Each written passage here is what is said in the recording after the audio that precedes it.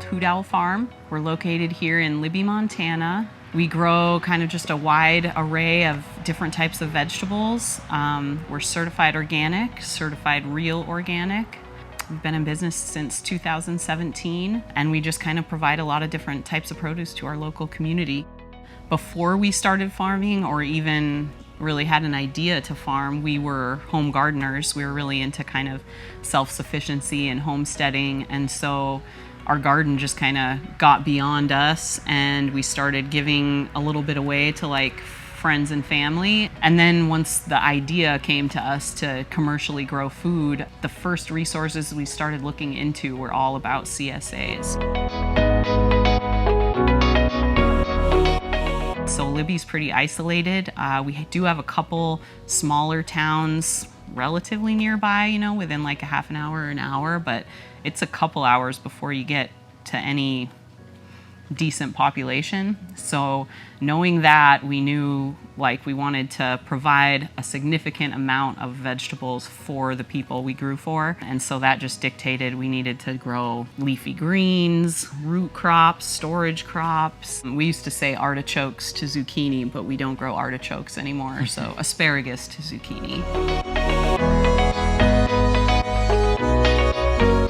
After doing that for a couple years, we kept track on what people want. And so we focused in on what people wanted and produced more of that.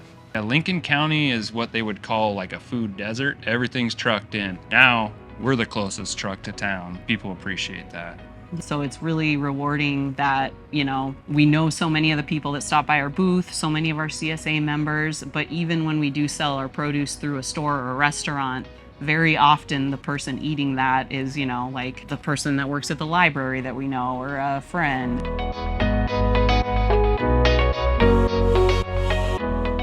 The Growth Through Agriculture grant, GTA, that we got last year has probably been kind of like our most significant pulse to our business. We were able to do a lot of improvements that really helped with our efficiency on the farm. So that has been really significant for us, the GTA grant. We were able to take advantage of the business enhancement program through Montana West Economic Development this past year. It was wonderful because it allowed us to take a training that was specific to like the type of market farming and systems that we do here. We don't have a lot of other farms that we're able to just like visit with and actually see right around here. We'd have to travel quite a distance for that. And so to be able to take a training that was largely online, had a lot of video aspects to it, that was like really, really helpful. The development center also was kind of key. We've never really had one of those close by. And so we just had a lot of questions we talked about when we met with them,